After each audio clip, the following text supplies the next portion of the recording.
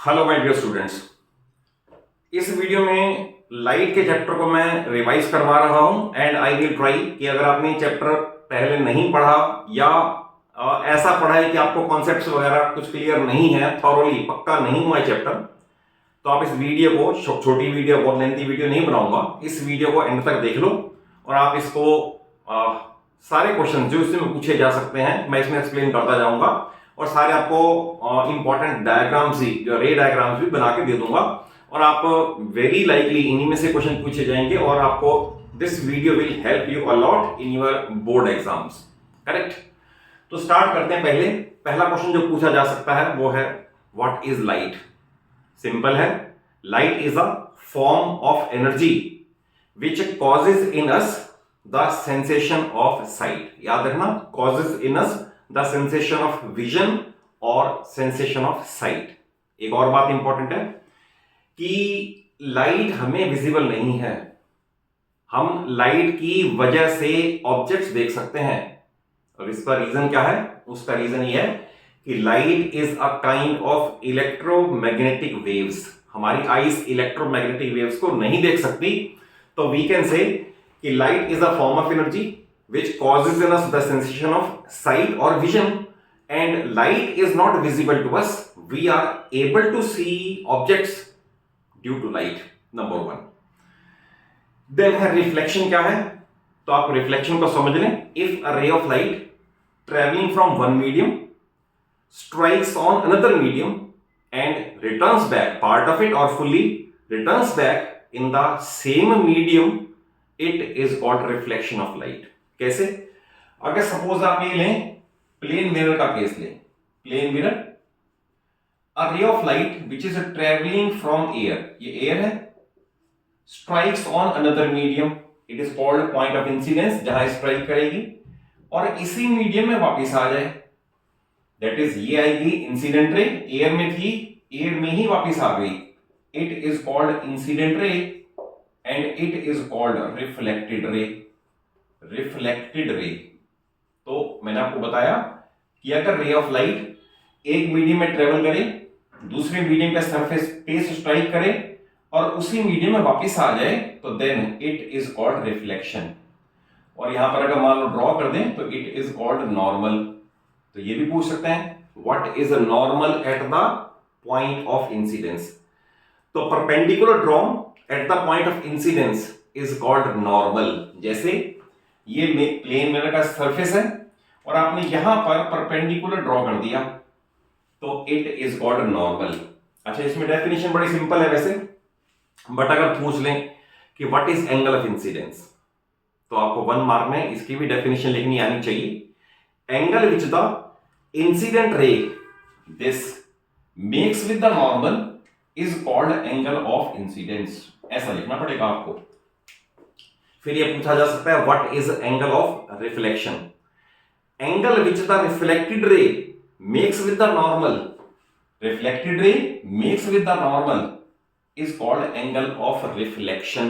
तो ये ऐसे क्वेश्चन, क्योंकि अब कॉम्पिटेंसी बेस्ड है, आप सारे चैप्टर को थॉरोली पढ़ लें, उसके अंदर क्या क्या क्वेश्चंस बन सकते हैं वो सुन लें, तभी आप आंसर कर पाओगे। क्रैम्ड रटे रटाए 20 क्वेश्चन तो आने से रहे जो एनसीईआरटी की इंटेक्स में या एक्सरसाइज में क्वेश्चन गिवन है। तो नॉर्मल की भी डेफिनेशन बता दी, एंगल ऑफ इंसिडेंस भी बता दिया, एंगल ऑफ रिफ्लेक्शन भी बता दिया। अब आता है लॉज ऑफ रिफ्लेक्शन। ये आप जूनियर क्लास में ही पढ़ चुके हो, बट रिवीजन की वीडियो है तो बहुत थोड़े में बता देता हूं। पहला लॉ ये है, angle of incidence is always equal to angle of reflection. यानी इसी रे डायग्राम में हम एंगल आई और एंगल आर इक्वल शो कर दें, it is law of reflection, यानी लॉ नंबर 1। सेकेंड ये है incident ray, reflected ray and the normal at point of incidence, they all lie in same plane. तो ये क्लियर है figure, ये एक प्लेन है, इसी प्लेन पे इंसिडेंट, रिफ्लेक्टेड, नॉर्मल इसी पे ही लाई करेंगे, तो ये सेकेंड लॉ ऑफ रिफ्लेक्शन है।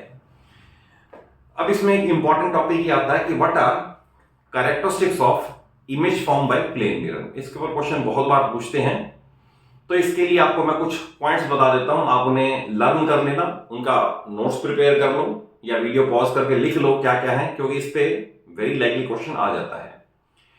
तो characteristics of image form by plane mirror. तो नंबर 1, इमेज सेम साइज का होगा as the size of object. आप ड्रेसिंग टेबल के मिरर को देखते हो, जैसा आपका साइज है वैसा ही आपके इमेज का साइज होता है। Number 2, image is virtual and erect. Erect means अगर ऐसे ऑब्जेक्ट है तो इमेज भी ऐसा ही होगा, इमेज ऐसा नहीं होगा, it is called inverted, it is called erect. Number 3 है इमेज इज लेटरली इन्वर्टेड। अब इसमें लेटरल इन्वर्जन बड़ी इंपॉर्टेंट टर्म है। लेटरली इन्वर्टेड का या ये पूछ रहे हैं what is meant by lateral inversion.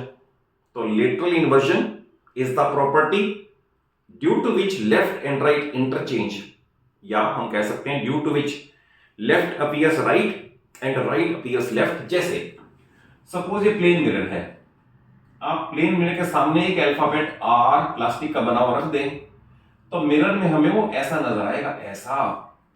तो it is due to lateral inversion, यानी left and right interchange. Next आता है image is formed as far behind the mirror as the object is in front of it. जितना mirror से आगे object होगा image उतना ही पीछे बना होगा। इसके लिए कई बार ये भी पूछ सकते हैं draw the ray diagram for it, कि image is form as far behind the mirror as the object is in front of it. तो देखिए उसका प्रूफ तो मैं नहीं करवा रहा, बट आपको बता देता हूं। सपोज ये प्लेन मिरर है, करेक्ट, यहां पर लेटर से ऑब्जेक्ट है, तो ऑब्जेक्ट से आप एक रे परपेंडिकुलरली फॉल करें तो ऑब्वियस है इसी पाथ पे ही वापस आएगी। एक रे यहां से मिरर पे ऑब्लिकली फॉल करें और ये following the law of reflection ये इधर से जाकर इधर चली जाएगी। ये रे रिफ्लेक्टेड है और ये रे भी रिफ्लेक्टेड है, जहां ये मीट करेंगे ना वो ओ डैश मार्क कर दो और हम इन दो ट्राइंगल की कॉन्ग्रुएंसी प्रूव कर सकते हैं अगर प्रूव करने को कहें तो। अदरवाइज वी कैन से, ये मान लो पॉइंट ऑफ इंसिडेंस P था, तो we can say OP is equal to O dash P, that is image is form as far behind the mirror as the object is in front of it. इसमें एक question बड़ा important है जहां student गलती कर देते हैं। Question ये है कि an incident ray makes an angle of 40 degree with the mirror. ध्यान से सुनना क्या बता रहा हूं। Incident ray makes an angle of 40 degree with the mirror. What is the angle between the incident ray and reflected ray? तो usually समझते हैं 40 है तो I is equal to R पूछा होगा तो 40 का आंसर 40 दे देंगे एंड 0 मार्क्स मिलेगा। आप समझे क्वेश्चन में क्या पूछा हुआ है। आपको ये कहा है इंसिडेंट रे makes 40 degree with the mirror, ये तो नॉर्मल के साथ लेस करके ये कितना आएगा 50, as per law of reflection कितना आएगा 50, तो हमारा आंसर आएगा 100 डिग्री। हमसे ये पूछा हुआ है what is the angle between the incident रे and reflected ray.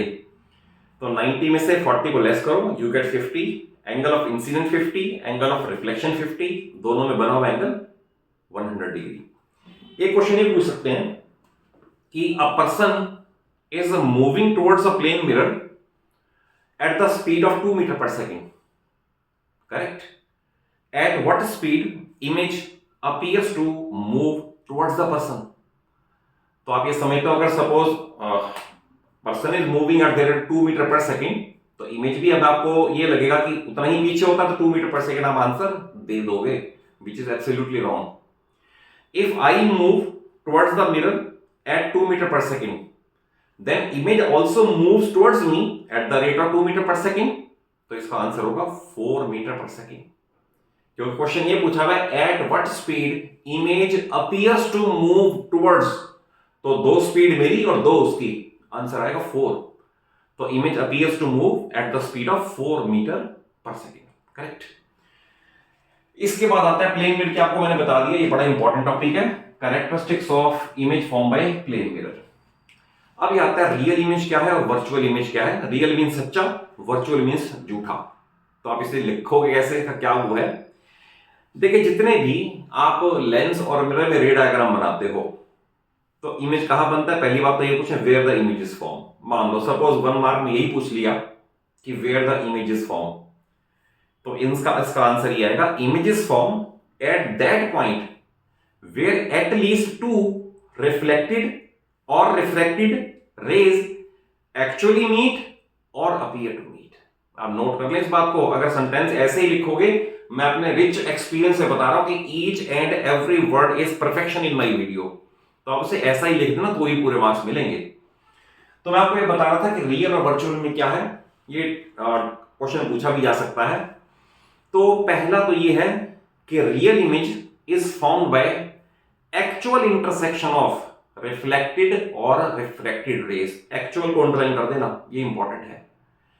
And virtual image is form by apparent intersection of, apparent means होगा नहीं, वो डाइवर्ज हो रहे होंगे, बट प्रोड्यूस करने पे जैसे ये केस है, देखिए आप, ये रिफ्लेक्टेड रे है और ये रिफ्लेक्टेड रे है, ये इधर तो मीट कर ही नहीं सकते, ये इधर डाइवर्ज होते जा रहे हैं, तो दैट इज इन्हें आगे बढ़ा दिया तो ये यहां मिलते हुए नजर आए। तो we can say virtual image is formed by apparent intersection of reflected or refracted rays. Number 1. Number 2 है real image is always inverted, virtual image is always erect. अभी मैंने आपको बताया कि erect कहीं तो अगर ऐसा ऑब्जेक्ट है, इमेज भी ऐसा ही नजर आए तो ये erect है, अगर ऑब्जेक्ट ऐसे है और इमेज ऐसा नजर आए तो ये इन्वर्टेड है। तो रियल इमेज इन्वर्टेड होगा, वर्चुअल erect होगा। एक और बड़ा इंपॉर्टेंट पॉइंट है कि जो रियल इमेज होगा ना, उसे हम स्क्रीन पे उतार सकते हैं। We can say real image can be casted on a screen and virtual image can never be casted on the screen. इन 3 डिफरेंस को भी लिख दोगे ना, और जैसे मैंने आपको बताया, you will 100% score full marks, कहीं मार्क्स कट हो नहीं सकते। इनके रे डायग्राम में भी अभी इलस्ट्रेट हो जाएगा कि एक्चुअल इंटरसेक्शन वाली हमेशा रियल होगी, एपेरेंट इंटरसेक्शन वाली हमेशा वर्चुअल होगी, ये अभी क्लियर हो जाएगा। लेटरल इन्वर्जन मैंने अभी क्लियर कर दिया आपको कि प्लेन मिरर में या मिरर्स में लेफ्ट और राइट जो इंटरचेंज हो जाते हैं like this, it is called lateral inversion. अच्छा, इसमें एक टर्म आती है लेटरल शिफ्ट या लेटरल डिस्प्लेसमेंट। ये ध्यान रखना, बहुत सारे स्टूडेंट यहां गलती कर देते हैं, पूछते हैं what is lateral displacement, what is lateral shift, और आप इसी को लिख के आ जाते हो, 0 मार्क्स मिलता है, 0, बिग 0। तो लेटरल इन्वर्जन मिरर की वो प्रॉपर्टी है जब लेफ्ट और राइट इंटरचेंज हो जाए, और लेटरल शिफ्ट ये डिस्प्लेसमेंट है किसका, रिफ्रैक्टेड या इमर्जेंट रे का थ्रू या फ्रॉम इंसिडेंट रे। मैं रे डायग्राम बना रहा हूं, अब इसको मैं रे डायग्राम में क्लियर कर दूंगा कि लेटरल शिफ्ट क्या होता है जब अभी रिफ्रैक्शन की टर्म आएगी, तो मैं बताता हूं इसको। देन आता है रिफ्रैक्शन। तो रिफ्रैक्शन क्या है, पहली बात तो ये समझ ले कि मीडियम 3 तरह के हैं, ट्रांसपेरेंट, ओपेक और ट्रांसल्यूसेंट। सब्सटेंसेस कह सकते हैं, मीडियम नहीं, क्योंकि लाइट के लिए ओपेक तो मीडियम होता ही नहीं है, we can't say it is a medium. Medium वो कहेंगे जिसमें से लाइट पास हो सके, आइदर पार्शियली और फुली, तो ओपेक को तो हम मीडियम कह ही नहीं सकते, but we can say substances are of 3 types. Number 1, transparent medium, the medium या substance through which light can pass, जैसे वाटर है, एयर है, तो they are called transparent medium. Next आता है OPEC, through which light can not pass, like wood, like plastic, like rubber, उनमें से pass नहीं हो सकती लाइट, तो that is called opaque substance. और थर्ड आता है ट्रांसल्यूसेंट। ट्रांसल्यूसेंट मींस जिसमें से पार्शियली पास हो जाए light, they are called translucent medium. जैसे फेंट ग्लास है, लाइट पास होती है बट पार्शियली पास होती है। हालांकि अब जितने भी हम रे डायग्राम बनाते हैं या लाइट का पढ़ते हैं, we always deal with transparent medium, translucent को डील नहीं करते। बट रिफ्रैक्शन के लिए हम क्या कहेंगे, रिफ्रैक्शन के लिए ये कहेंगे कि अगर एक रे ऑफ लाइट एक मीडियम से ट्रेवल करके दूसरे मीडियम में एंटर कर जाए और उसका पाथ भी डेविएट हो जाए, तो इट इज रिफ्रैक्शन। डेविएट एक केस में नहीं होता, ध्यान रखना, जब वो नॉर्मली यानी परपेंडिकुलरली फॉल करेगी तो डेविएशन नहीं होगा, बट मीडियम चेंज होगा। तो याद रखना, मीडियम चेंज होना रिफ्रैक्शन है, मीडियम चेंज ना होना रिफ्लेक्शन है। करेक्ट, सिंपल है। अब इसके लिए जो सबसे इंपॉर्टेंट डायग्राम है ना, वो ये वाला है, ये है रेक्टेंगुलर ग्लास स्लैब, ये इंसिडेंट रे है सपोज, ये इसके अंदर एंटर कर गई, ये बाहर आ गई, तो आई विल ड्रॉ रे डायग्राम इन दिस मैनर, और इसमें यहां पे जो ड्रॉ करेंगे it is called normal at the point of incidence. ये रे ऑफ लाइट एयर से एंटर करती है, एयर से ग्लास में एंटर कर गई, ग्लास से फिर एयर में आ गई, तो इसका मतलब यहां भी रिफ्लेक्शन हुआ और यहां भी रिफ्लेक्शन हुआ। तो reflection is the change in medium, correct. और उसका रीजन भी क्या है? रीजन ये है कि speed of light is different in different media. सबसे ज्यादा स्पीड लाइट की किसमें है, ये भी पूछा जा सकता है। तो एयर में या वैक्यूम में 3 लाख किलोमीटर पर सेकेंड। सबसे कम किसमें होगी फिर? तो डायमंड में होगी, क्योंकि डायमंड का रिफ्लेक्टिव इंडेक्स हाईएस्ट है, मैं वो भी बता रहा हूं। तो लाइट की स्पीड जो सबसे रेयरर मीडियम है उसमें सबसे ज्यादा है 3 लाख किलोमीटर पर सेकेंड। जो सबसे डेंसर है उसमें सबसे कम है, उसका भी डाटा है, बट आप वो मैथमेटिकली न्यूमेरिकल तो इसमें वीडियो में कवर नहीं हो पाएंगे। और आपको बता दूं कि मेरे चैनल पे लाइट की अगर आप प्लेलिस्ट में जाओगे तो टॉपिक वाइज वीडियोस हैं, 10 to 15 20 मिनट्स तक की वीडियो है topic wise, and each is having concentrated knowledge. आप उन्हें बड़े ध्यान से देखें, माइन्यूटली उसको देख लें, वॉच कर लें, उसके नोट्स बना लें, and you will score very high marks in your exams. तो मैं आपको ये बता रहा था कि इसके अंदर लॉज ऑफ रिफ्लेक्शन, ये आपको रिफ्रैक्शन बता दिया, अब आ गया लॉज ऑफ रिफ्रैक्शन। 100% है, स्नेल्स लॉ पे कोई ना कोई क्वेश्चन जरूर आता है, या तो थ्योरी का होगा या न्यूमेरिकल का होगा, क्योंकि वो भी एक लॉ ऑफ रिफ्रैक्शन है। अब लॉ है तो लॉ की लैंग्वेज बिल्कुल रटी हुई होनी चाहिए, एक ही बार आप जब बोले तो उसमें कोई डेविएशन या कट नहीं होना चाहिए। जैसे मेरी वीडियो में कोई कट नहीं होता, मैं आप स्टार्टिंग से बोलना शुरू करता हूं एंड उसके बाद कंटिन्यूसली मेरे पास कोई स्मार्ट बोर्ड भी नहीं है कि मैं सेंटेंस यहां पर प्रिंट कर दूं उसके बाद उसे ट्रांसलेट कर दूं। वैसे भी मैं बोलता हूं कि ट्रांसलेट करने वाले टीचर आपको नॉलेज वाइज तो कुछ नहीं दे सकते, कुछ समझा देंगे जो बुक में लिखा हुआ है as it is, but 10th में कॉम्पिटेंसी बेस में एंड ऑनवर्ड्स सिर्फ नॉलेज काम करेगी, रटे रटाए क्वेश्चन काम नहीं करेंगे, ध्यान रखना। तो लॉज ऑफ रिफ्रैक्शन में पहला लॉ ये है, the incident ray, the refracted ray and the normal at point of incidence they all lie in same plane. तो यही यानी कि जो रिफ्लेक्शन में लिखा था वही रिफ्रैक्शन में लॉ लिखा जा सकता है। And second law is very important, वो है स्नेल्स लॉ।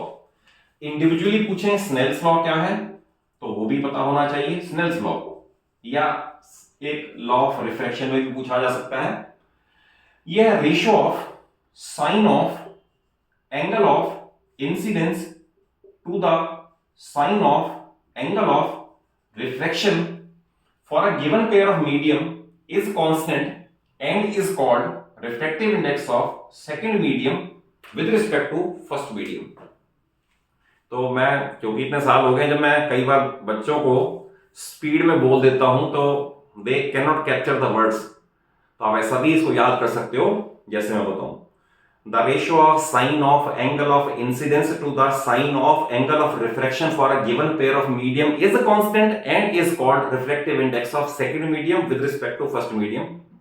तो ऐसी परफेक्शन आपको हो सकती है प्रोवाइडेड आप मेरी वीडियोस को ध्यान से देखो, उनके नोट्स प्रिपेयर करो, टाइम डिवोट करो। मैं आप उसको एक एक वर्ड को ध्यान से समझा दूं। देखिए आप, अगर सपोज ये रिफ्रैक्शन का केस है, यहां कोई ना कोई एंगल होगा, लेट अस से ये 45 डिग्री है, तो अगर 45 डिग्री है तो मैं साइन 45 की वैल्यू पुट कर सकता हूं। ये सपोज रे ऑफ लाइट यहां आई, ये एंगल ऑफ रिफ्रैक्शन है, लेट अस से 30 डिग्री है, तो मैं यहां साइन 30 डिग्री पुट कर सकता हूं। ये फर्स्ट मीडियम है जहां से रे ऑफ लाइट आई, ये सेकंड मीडियम है जहां पर रे ऑफ लाइट गई, तो ये रिफ्लेक्टिव इंडेक्स ऑफ ग्लास बताएगा विद रिस्पेक्ट टू एयर। तो ratio of sine of angle of incidence to the sine of angle of refraction for a given pair of medium is a constant and is called refractive index of second medium with respect to first medium। तो इसे आप आराम से note कर लें, याद कर लें, और अभी बोर्ड में आपको ये क्वेश्चन 2-4-5 दिन बाद बोर्ड का एग्जाम में आपको एज इट इज लिख के आओगे, आप याद करोगे, सलूजा सर की क्लास में नोट किया था और याद किया था, बिल्कुल फुल मार्क्स ही मिलेंगे। तो ये हो गया स्नेल्स लॉ यानी लॉज ऑफ रिफ्रैक्शन भी हो गए। अब आता है मिरर फार्मूला, लेंस फार्मूला। इस वीडियो में मैं न्यूमेरिकल कवर नहीं कर पाऊंगा, रीजन बीइंग उसके लिए सेपरेट वीडियो मैंने पहले ही दे रखी है, टिप्स भी बता रखे हैं कि आपका कभी न्यूमेरिकल गलत हो ही ना। अगर आप उन टिप्स को ध्यान में रख लो ना तो मैं आपको 1000 क्वेश्चन भी क्रिएट करके दे दूं लेंस फार्मूला और मिरर फार्मूला पे, आपके गलत हो ही नहीं सकते क्वेश्चन। आप उन टिप्स को, वीडियोस को देख लो, उनके अंदर टिप्स बता रखी है मैंने, but for the time being mirror formula ये है 1/u plus 1/v is equal 1/f, और मिरर में मैग्निफिकेशन है -v/u, ये मिरर के लिए है। इसमें u क्या होता है? u is object distance, v is image distance, f is focal length. और लेंस फार्मूला क्या है? लेंस फार्मूला ये है 1/v minus 1/u is equal to 1/f and magnification is v/u। ये ध्यान रखना, लेंस के लिए है फार्मूले और ये मिरर के लिए है। अगर सपोज कोई सा भी लेटर से केस है मिरर का या लेंस का, तो इसके अंदर मान लो यहां हमने ऑब्जेक्ट रखा, तो यहां से यहां तक के डिस्टेंस को u कहेंगे। मान लो इमेज यहां बना हुआ है, सपोज यहां से यहां तक के डिस्टेंस को v कहेंगे और जितनी उसकी फोकल लेंथ होगी वो f कहेंगे। तो u v f ये पता होनी चाहिए। सारी डिस्टेंसेस कहां से मेजर होती हैं? या तो पोल ऑफ मिरर से या ऑप्टिकल सेंटर ऑफ लेंस से। जो भी यहां होगा, मिरर होगा तो we will call it as pole of mirror, lens होगा तो we will call optical centre of lens. तो वहां से मेजर होंगी। अगेन रिपीट कर दूं, u ऑब्जेक्ट डिस्टेंस है, v इमेज डिस्टेंस है, f फोकल लेंथ है और m stand for magnification. Correct. इसके बाद आ गया व्हाट इज मैग्निफिकेशन। बहुत बार पूछा जाता है डेफिनेशन में, डेफिनेशन है क्या मैग्निफिकेशन की? तो magnification is the ratio of height of image to the height of object. Suppose object आपने h1 से डिनोट किया और इमेज आपने h2 से डिनोट किया, तो magnification is ratio of h2 upon h1 where h2 is height of image and h1 is height of object।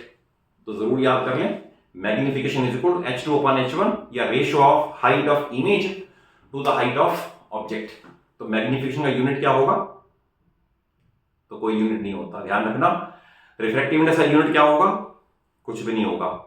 याद रखना, जो चीज प्योरली रेशियो होती है तो उसके अंदर कोई यूनिट नहीं होता। डेंसिटी का यूनिट है, रिलेटिव डेंसिटी का यूनिट नहीं है, क्योंकि रिलेटिव डेंसिटी प्योरली रेशियो है, रिफ्रैक्टिव इंडेक्स प्योरली रेशियो है, लाइकवाइज मैग्निफिकेशन प्योरली रेशियो है। तो मैग्निफिकेशन का कोई यूनिट नहीं होता, बट मैग्नीट्यूड बड़ा इंपॉर्टेंट है।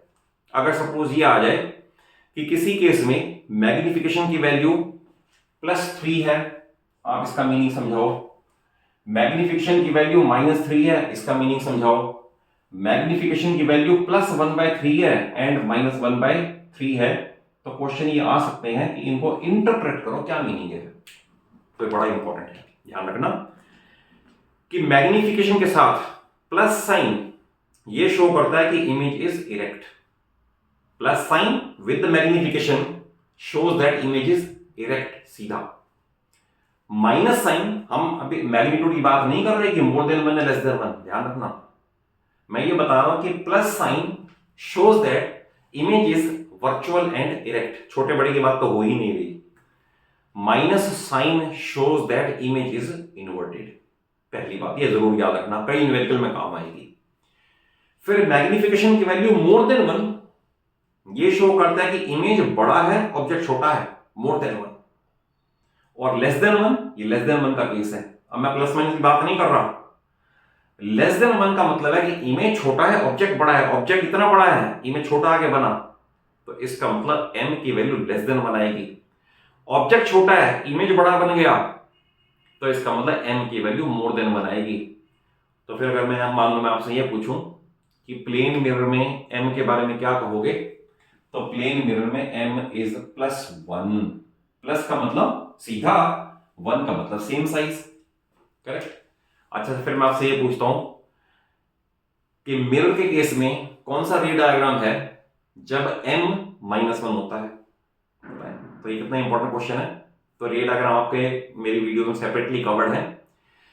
अगर कॉनकेव मिरर में ऑब्जेक्ट सी पे रखा होगा सेंटर ऑफ कर्वेचर पे, तो सी पे ही इमेज बनेगा, सेम साइज का होगा, इन्वर्टेड होगा, तो m की वैल्यू -1 आएगी।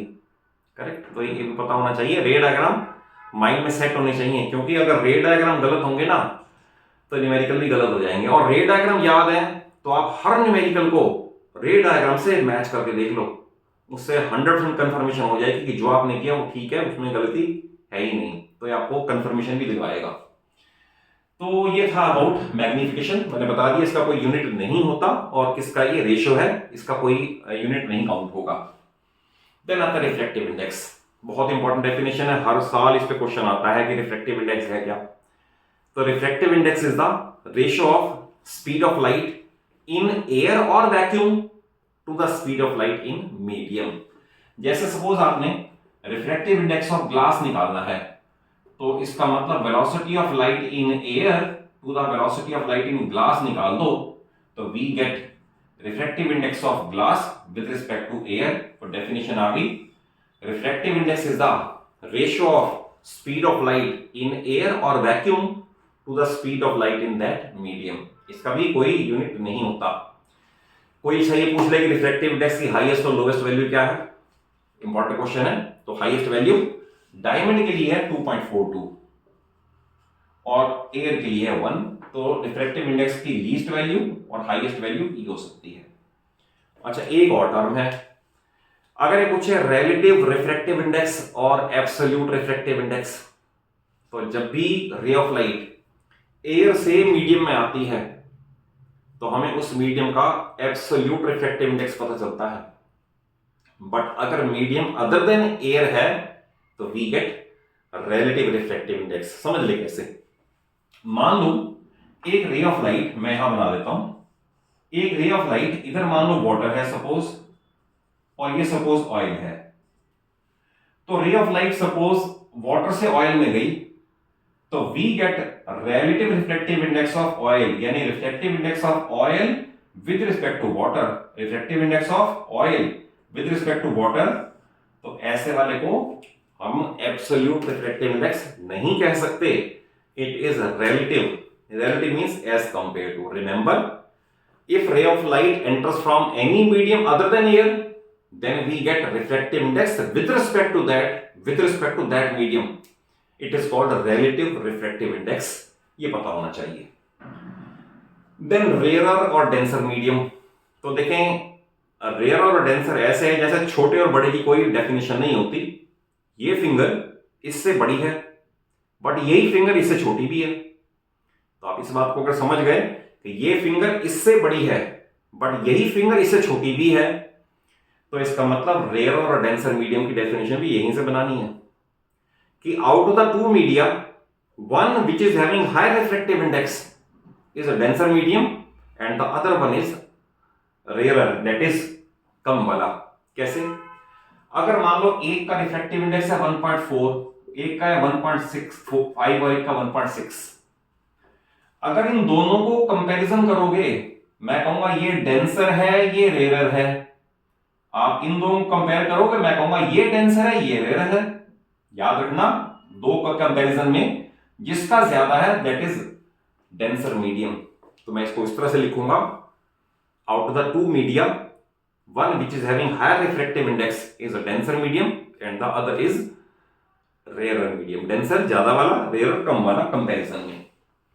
देन है इंपॉर्टेंट रे डायग्राम। तो इसमें अभी मैं सारे बना के तो नहीं बता सकता क्योंकि मैंने फिर बताया सेपरेट वीडियो में कवर है, और ये वीडियो कोशिश है कि कम से कम टाइम में ज्यादा से ज्यादा आपको रिवीजन हो जाए। आपको 2 दिन बाद 4 दिन बाद जो आपने एग्जाम देना है उसके अंदर आपको सक्सेसफुली सब कुछ आप अटेम्प्ट कर सको। तो इसलिए मैं रे डायग्राम सेपरेट वीडियो में दे रखे हैं आपको, फिर भी बता दूं कौन से सबसे इंपॉर्टेंट है। पहला सबसे इंपॉर्टेंट है रे diagram for convex lens when it is producing virtual and erect image. एक ही केस है, याद दिला दूं, 5 केस में इमेज राइट हैंड साइड पे बनता है रियल एंड इन्वर्टेड। एक ही केस है जब ये उसी साइड पे बनता है वर्चुअल एंड इरेक्ट, जिसमें we say that convex lens is being used as a magnifying glass, simple microscope. सबसे इंपॉर्टेंट ये है। दूसरा ये है कि ray diagram when a concave mirror is being used as a shaving mirror, यानी object is placed between pole of the mirror and focus, तो उस केस में वर्चुअल इरेक्ट और मैग्नीफाइड इमेज बनता है। जैसे शेविंग मिरर केस है ना, तो हाउ वी कैन से कि शेविंग मिरर में ये बेनिफिशियल है। तो देखिए शेविंग मिरर में क्या होता है, मिरर के सामने लेटर से उसकी फोकल लेंथ 1 मीटर है, यहां से लेटर से यहां तक 1 मीटर है, तो जो शेविंग पर्सन है ना वो अपना फेस 1 मीटर के इनसाइड रखेगा, तो that is face is object कहां रखा, पोल और फोकस के बीच में, तो उसे अपना ही फेस बड़ा नजर आएगा, इरेक्ट नजर आएगा, वो रे डायग्राम काम आता है। करेक्ट। कॉन्केव लेंस में ऑब्जेक्ट एनीवेयर एक्सेप्ट इंफिनिटी का रे डायग्राम सबसे इंपॉर्टेंट है, जिसमें इमेज उसी साइड पे बनता है, वर्चुअल एंड इरेक्ट है और डिमिनिश्ड है। ये ध्यान रखना, कॉन्केव लेंस के केस में m की वैल्यू कभी भी नेगेटिव नहीं आती, क्योंकि कॉन्केव लेंस में इमेज हमेशा सीधा ही बनता है, उल्टा बनता ही नहीं है। एक और बात, कॉन्केव लेंस में m की वैल्यू कभी भी मोर देन 1 नहीं आती, रिमेंबर, हमेशा लेस देन 1 आएगी, क्योंकि इमेज छोटा बनेगा। ये जब माइंड में रे डायग्राम सेट होंगे ना, तो आपके क्वेश्चन करने बड़े इजी लगेंगे, आपको प्रॉब्लम नहीं आएगी। तो रे डायग्राम को आप जरूर वॉच कर लें, उन्हें लर्न कर लें। तो आपको मैंने बताया 4 रे डायग्राम इंपॉर्टेंट है। कॉन्वेक्स लेंस का बता दिया, कॉन्केव मिरर का बता दिया, फिर कॉन्केव लेंस का बता दिया, रादर एक और भी है कॉन्वेक्स मिरर का। तो कॉन्वेक्स मिरर का अगर क्वेश्चन ये पूछें कि कॉन्वेक्स मिरर का सबसे बड़ा यूज क्या है कॉन्वेक्स मिरर का, तो कॉन्वेक्स मिरर आपका rear view mirror for automobiles है, यानी गाड़ी में जो सामने शीशा लगा होता है, जो पीछे का व्यू नजर दिखाता है हमें, दैट इज कॉन्वेक्स।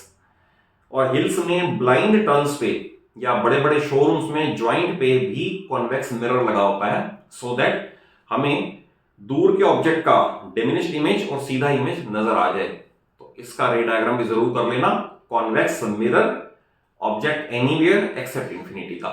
तो ये सारे रे डायग्राम हो जाएंगे। Then rules for obtaining images by mirror और लेंस। तो देखें मिरर वाले केस में बड़े इंपॉर्टेंट है ये रूल्स, तो आपको याद होने चाहिए। रूल ये है, कोई भी रे ऑफ लाइट जो प्रिंसिपल एक्सिस के पैरेलल आएगी वो रिफ्लेक्शन के बाद फोकस से पास हो जाएगी। छोटा सा रे डायग्राम बना के बता देता हूं। सपोज ये मिरर का केस है, कोई भी रे ऑफ लाइट जो प्रिंसिपल एक्सिस के पैरेलल आएगी वो रिफ्लेक्शन के बाद फोकस में से पास हो जाएगी, रूल नंबर 1। सेकंड इसका उल्टा है, any ray of light which passes through focus after reflection becomes parallel to principal axis. Third, any ray of light passing through center of curvature is reflected back along the same path। जैसे suppose आपने mirror का case लिया, suppose ये mirror का case लिया, कोई भी रे ऑफ लाइट जो C से पास होगी ना वो उसी रास्ते ही वापस आ जाएगी, ये C है ये F है। तो any ray of light passing through centre of curvature is reflected back along the same path. और लास्ट पे any ray of light striking on the pole of the mirror is reflected by following the law of reflection। ये जो मान लो incident ray आई, पोल पे strike की, मान लो ये angle 35 degree है, तो ये 35 डिग्री ही बनाकर इधर चली जाएगी।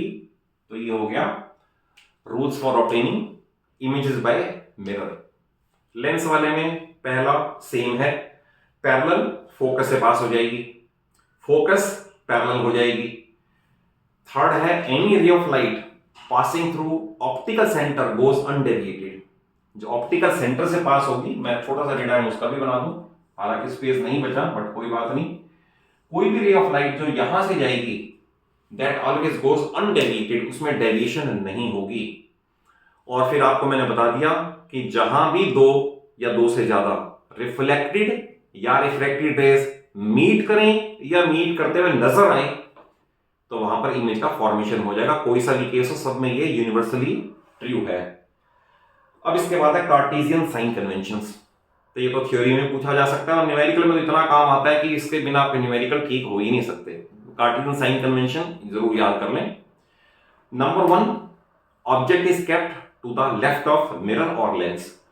कुछ भी हो, मिरर हो या लेंस हो, हम हमेशा ऑब्जेक्ट को इधर ही रखेंगे। Object is kept to the left of the mirror और lens. Number 2, all distance is measured along the direction of incident ray, यानी हमने मेजर तो करनी है पोल से, ये इंसिडेंट रे की डायरेक्शन है। अगर हमने कोई ऐसे डिस्टेंस मेजर की along the direction of incident रे तो इधर सारी पॉजिटिव होंगी। और any distance measured against the, मान लो कहीं इमेज ऐसे बना हुआ है और आप यहां से इधर मेजर कर रहे हो तो इंसिडेंट रे ये अगेंस्ट, तो ऐसी वाली सारी नेगेटिव होंगी। रिपीट कर देता हूं, all distances measured along the direction of incident ray are taken as positive and all those measured against the incident ray are taken as negative. Next है all distances measured vertically above principal axis, vertically above principal axis are taken as positive, vertically below principal axis are taken as negative. और focal length of convex याद रखना, convex is always positive, mirror हो या lens हो, and concave is always negative. ये आपको सब numerical में काम आएगा। कार्टेशियन साइन कन्वेंशन, यू का भी बता दूं, यू चाहे दे रखा हो या आपसे पूछा हो, ऑब्जेक्ट डिस्टेंस कभी भी पॉजिटिव नहीं आती, यू हमेशा नेगेटिव आएगा, क्योंकि हमने जब ऑब्जेक्ट को इधर ही रखना है और डिस्टेंस ये अगेंस्ट है तो यू इज ऑलवेज नेगेटिव। और बहुत सारे क्वेश्चन में आपकी कंफर्मेशन मेरी इस वीडियो के जो आपको मैं नॉलेज दे रहा हूं इसके थ्रू हो जाएगी। जब मैं आपको ये कह रहा हूं focal length of convex is always positive और आपको सपोज कोई कॉन्वेक्स लेंस का न्यूमेरिकल दे रखा है और आपका आ गया f-10, तो वहीं पर आप सोच लो कि आपने you have committed some mistake, गलती कर रखी है कहीं ना कहीं। फोकल लेंथ कॉन्वेक्स है, आपकी नेगेटिव आ रही है, तो इंस्टेड की एग्जामिनर वहां पे क्रॉस करके 0 दे, आप खुद ही सोच लो कि इसे क्रॉस करके दोबारा कर लो, कहीं गलती हो चुकी है। तो ये सारे टिप्स काम आती है इसके अंदर। और इसके बाद है कार्टेशियन साइन कन्वेंशन में, बस इसमें सिर्फ ये है कि all distances measured from pole, और उसमें कहेंगे optical centre of the lens. तो बहुत शॉर्ट में, कम टाइम में ज्यादा से ज्यादा नॉलेज देने की कोशिश की है। और अगर वीडियो अच्छी लगे, कॉन्सेप्ट वाइज समझ आया हो, तो जरूर अच्छा सा लाइक दे देना। अपने सभी फ्रेंड्स को, सभी क्लासमेट्स को वीडियो जरूर शेयर कर लो, क्योंकि मैं अपने चैनल पे सिर्फ नॉलेज ही डिलीवर करने की कोशिश करता हूं, कोई फालतू की बात, दाएं बाएं की बात नहीं। उसके लिए सेपरेट वीडियो ब्लॉग्स अलग से होते होंगे, बट अगर चैनल पे एकेडमिक चैनल है तो एकेडमिक चैनल पे पढ़ाई के अलावा कोई और बात नहीं होनी चाहिए। और मैं ये भी कहूंगा कि मेरी या जिसकी भी वीडियो आपको अच्छी लगे, जो एकेडमिक वीडियो है ना, जहां से आप नॉलेज ले रहे हो, उससे आप माइन्यूटली देखा करो, आराम से देखा करो, पूरा उसे स्पीड से करने की। मेरी वीडियो को तो विशेषकर स्पीड से करके देखने से नहीं समझ आएगा, आप उसे स्किप कर जाओगे, फिर आप कहोगे ये क्या कहा था। आप each and every word is meaningful, जो भी मैं कहता हूं, जो भी मैं वीडियो में डिक्टेट कर रहा हूं, ये हर स्टूडेंट के लिए एग्जाम के पर्पज से इंपॉर्टेंट वर्ड हैं। आप ये समझ लेगा, अगर वैसा ही प्रोनाउंस कर दोगे, वैसा ही लिख दोगे, तो it is very sure you will get full marks. तो चैनल को जरूर सब्सक्राइब कर लें, और 9th और 10th की फिजिक्स केमिस्ट्री मैथ्स की पूरी वीडियोस को, पूरे सिलेबस को थॉरली कवर कराने की जिम्मेदारी मैंने अपने ऊपर ले रखी है। And I am a question for my students. कहीं भी आपको प्रॉब्लम आती है तो आप कमेंट बॉक्स में जाके जरूर लिखते हैं, you ask your question, each and every reply मैं आपको up to your satisfaction level देने की कोशिश करता हूं, सो दैट आपकी नॉलेज के बारे में कोई कंप्रोमाइज ना हो। तो keep on watching and stay connected. Thank you for watching the video.